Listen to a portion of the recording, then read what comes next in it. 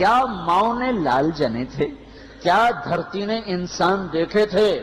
آج تک دنیا ایسا بادشاہ نہ دکھا سکی جو 22 لاکھ مربع میل پہ حکومت کر کے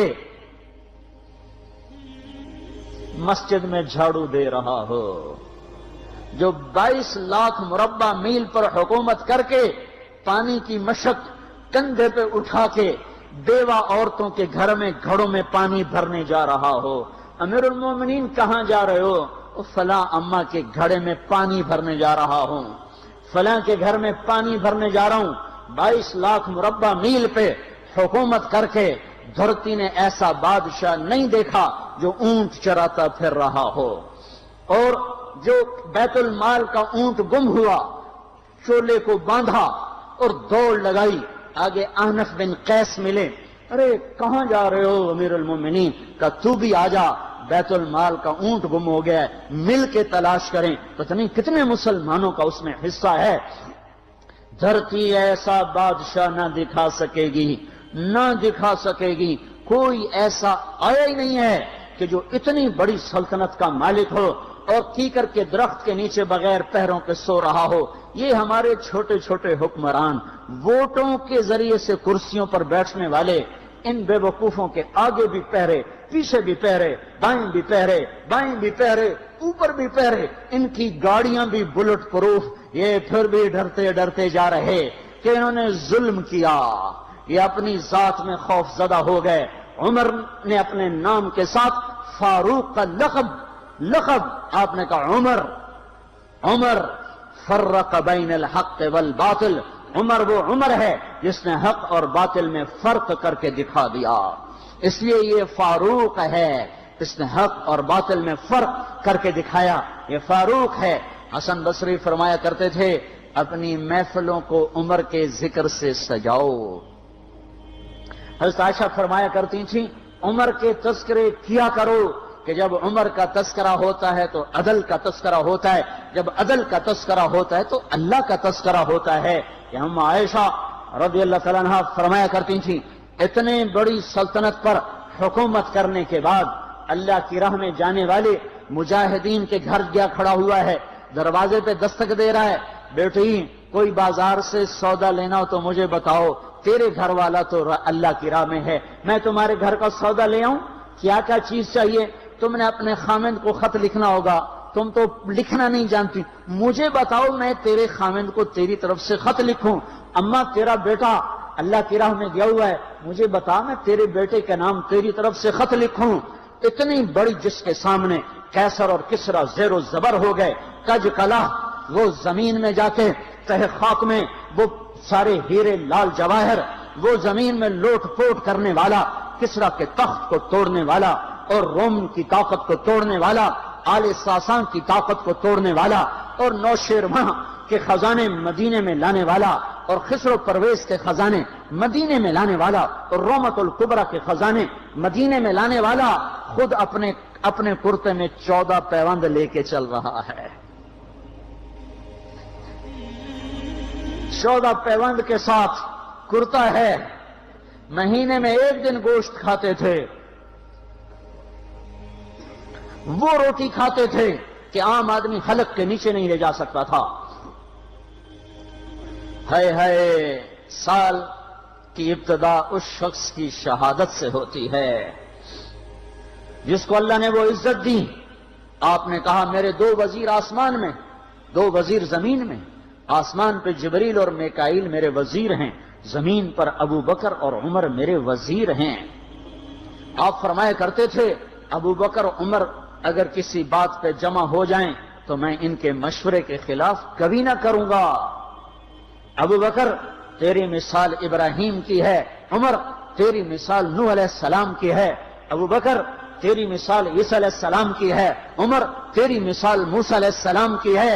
آپ مسجد میں آئے، آپ کے دائیں طرف ابو بکر تھے، بائیں طرف عمر تھے، آپ اندر آئے اور کہا دیکھو اسی طرح قیامت کے دن ہم اٹھیں گے کہ میرے دائیں طرف ابو بکر ہوگا، میرے بائیں طرف عمر ہوگا اور ہم ہاتھوں میں ہاتھ دیے ہوئے اٹھائے جائیں گے۔ اور ایک حدیث میں آتا ہے اور میرے قدموں سے بلال کو اٹھایا جائے گا جو نکلتے ہی اذان دے گا، جس کے اسلام لانے نے اسلام کو اونچا کیا، جس کے اسلام لانے نے باطل کو پست کیا، جن راہوں سے عمر گزر جائے شیطان وہ راہیں چھوڑ دیتا تھا۔ عرفات کا میدان تھا، 1.25 لاکھ مقدس ہستیاں سامنے ہیں۔ میرے نبی نے فرمایا اس وقت میرا اللہ میرے سب صحابہ پہ فخر کر رہا ہے اور عمر بن خطاب پہ خاص طور پہ فخر کر رہا ہے، خاص طور پہ فخر ہو رہا ہے، عمر بن خطاب پہ خاص طور پہ فخر ہو رہا ہے۔ میرے بعد کوئی نبی ہوتا عمر ہوتا۔ عمر، میں نے رات جنت میں محل دیکھا، ایک اینٹ موتی کی، ایک یاقوت کی، ایک زمرد کی۔ میں نے پوچھا یہ کس کا ہے؟ کہا گیا ایک قریشی کا ہے۔ میں نے کہا میں قریشی ہوں، اتنا خوبصورت محل ہے، میرا ہی ہوگا۔ جب جانے لگا تو فرشتے نے کہا یہ آپ کے غلام عمر بن خطاب کا ہے۔ وہ کیا مبارک لوگ ہیں کہ جنہیں نبی کے گھر میں قبر نصیب ہو، ایک طرف ایک ساتھی، ایک طرف دوسرا ساتھی، جن کو نبی کے دو پہلوؤں میں جگہ ملی ہو۔ وہ کیسی عظیم ہستیاں، اتنی بڑی سلطنت کا مالک اور اتنے بڑے عدل کی نشانی بن کر مدینے میں مسجد میں بیٹھے رو رہے ہیں۔ امیر المومنین کیوں رو رہے ہو؟ کہا دجلہ کے کنارے کتا بھی پیاسا مر گیا تو پوچھ تو عمر کی ہوگی، فرات کے کنارے کتا بھی پیاسا مر گیا تو پوچھ تو عمر کی ہوگی۔ راتوں کو پہرے دیے جا رہے ہیں، راتوں کو خبرگیری کی جا رہی ہے۔ مدینے کے باہر ایک خیمہ ملتا ہے، چند بچے ملتے ہیں جو رو رہے ہیں۔ ایک عورت ہانڈی چڑھا کے ڈوئی پھیر رہی ہے۔ پوچھتے ہیں بہن یہ بچے کیوں رو رہے ہیں؟ کہ یہ بھوک سے رو رہے ہیں۔ ہانڈی میں کیا ہے؟ پانی، کچھ بھی نہیں۔ کیوں چڑھایا ہوا ہے؟ بہلانے کے لیے، سو جائیں گے روتے روتے۔ میرا اور عمر کا اللہ کے ہاں فیصلہ ہوگا۔ تو عمر کی ہچکیاں بن گئیں کہ عمر کو بہن تیرے حال کی کیا خبر؟ کہ پھر ہمارا بادشاہ کیوں بنا ہے؟ اگر ہمارے حال کی خبر نہیں لیتا تو ہمارا خلیفہ کیوں بنا ہے؟ پر لگ گئے، بیت المال سے سامان نکالا، بوری بھری، سر پہ اٹھائی، کمر پہ اٹھائی۔ غلام اسلم نے کہا میں اٹھاؤں؟ کہ قیامت کے دن بھی میرا وزن تو اٹھائے گا۔ اسی طرح بھاگے ہوئے آئے، پنیر نکالا، آٹا نکالا، گھی نکالا، شہد نکالا، ڈال کے ہانڈی میں نیچے آگ، خود دھواں، گیلی لکڑیوں میں پھونکے مار مار مار آگ جلائی، حلوہ تیار کیا، پھر پلیٹوں میں ڈال ڈال کے بچوں کو کھلایا۔ وہ عورت کہنے لگی کاش عمر کی بجائے تو خلیفہ ہوتا۔ تو یہ نہیں کہا کہ میں ہی عمر ہوں، میں ہی عمر ہوں۔ فرمایا جب کل تو امیر المومنین سے ملے گی تو مجھے بھی وہیں دیکھ لے گی، مجھے بھی وہیں پا لے گی۔ پھر وہاں بیٹھ کے دیکھتے رہے، اٹھ کے چل دیے۔ بچے ہنسنے لگے، کھیلنے لگے تو اپنے غلام سے فرمایا میں نے انہیں روتا دیکھا تھا، میرا جی چاہا میں انہیں ہنستا بھی دیکھوں۔ 22 لاکھ مربع میل پہ اسلام پھیلا کر حکومت اس سے بھی بڑے علاقے میں لوگوں نے کی۔ چنگیز نے اس سے زیادہ فتوحات کی، محمود غزنوی نے اس سے زیادہ کی، سکندر تیمور نے اس سے زیادہ کی۔ پر فتوحات کر کے یوں خدمت کر رہا ہو، پانی بھر رہا ہو، اونٹ چرا رہا ہو، امامت کرا رہا ہو، 14 پیوند لگے کپڑوں کے ساتھ خلافت کے تخت پر بیٹھا ہوا ہو، یہ دھرتی میں پھر کوئی نہیں آئے گا۔ ہے نماز میں خنجر لگا، نماز پڑھاتے ہوئے 27 ذوالحج، 27، 28، 29 یکم کو انتقال ہوا۔ یکم محرم موت کے آثار گہرے نظر آئے۔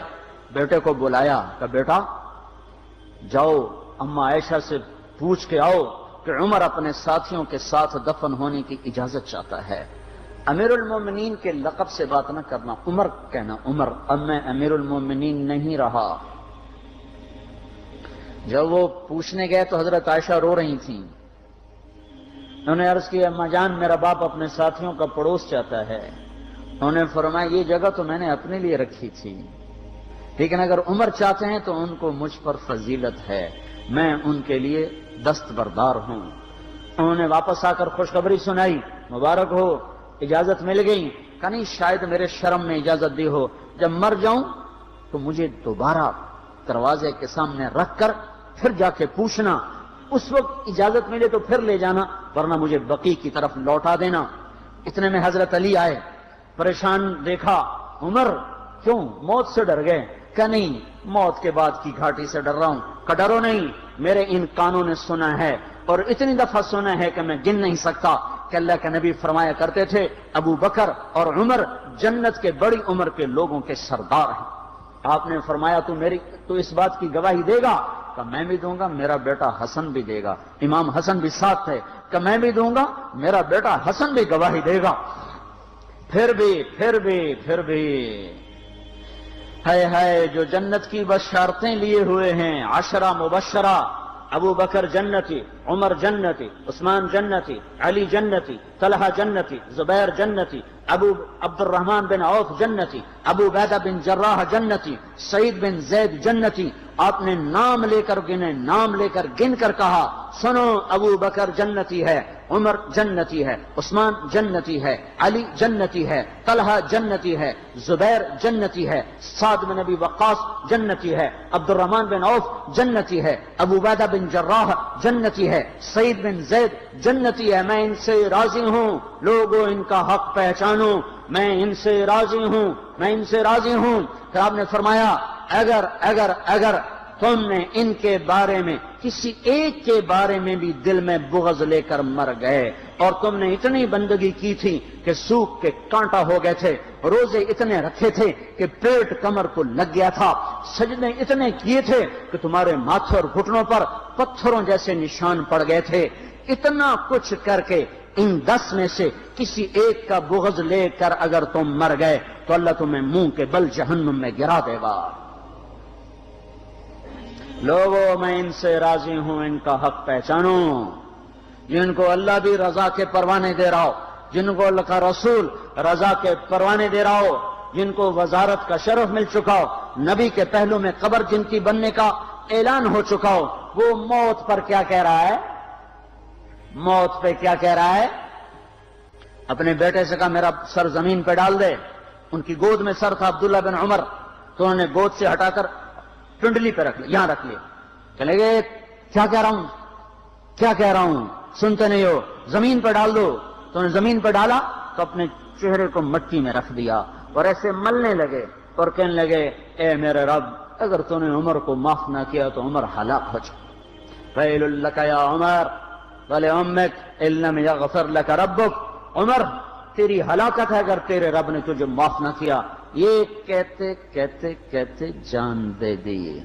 22 لاکھ مربع میل میں اسلام کو زندہ کرنے والا، این حالت نماز میں زخم کھا کے گرنے والا، مطلوب مصطفیٰ، وزیر مصطفیٰ، جنت کی خوشخبریاں لے کر پھر موت پر یوں کہہ رہا ہو، اے اللہ تو نے معاف نہ کیا تو میرا کیا بنے گا؟ کیا بے طلبی ہے۔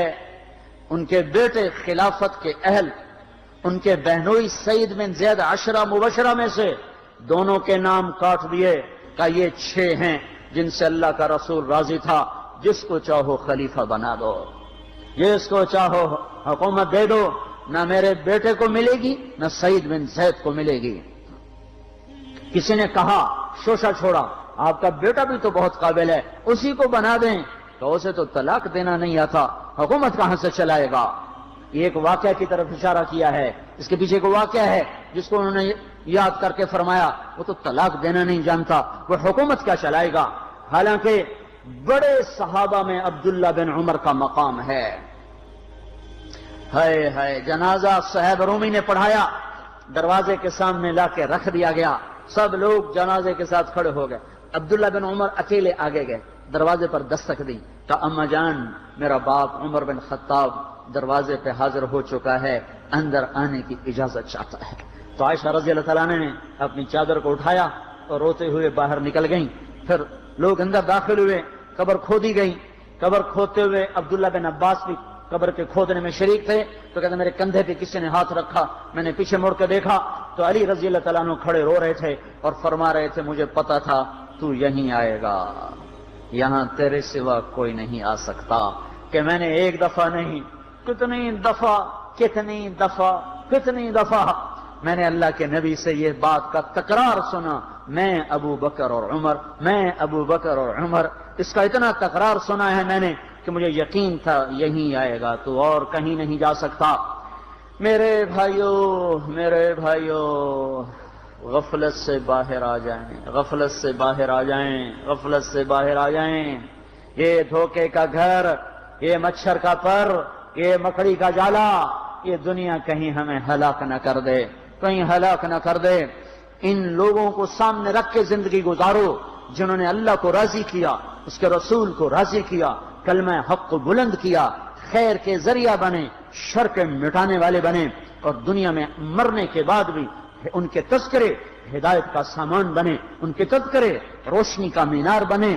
ان کے پیچھے چلو، مغرب کے اندھیروں کی طرف مت دوڑو، وہاں تو سورج بھی ڈوب جاتا ہے، مغرب میں تو سورج بھی ڈوب جاتا ہے، اور تمہیں پکار کے کہتا ہے مغرب کی طرف نہ آنا، ادھر اندھیرا ہے، میں یہاں گم ہو گیا، تم کون سا سراغ ڈھونڈنے آئے ہو؟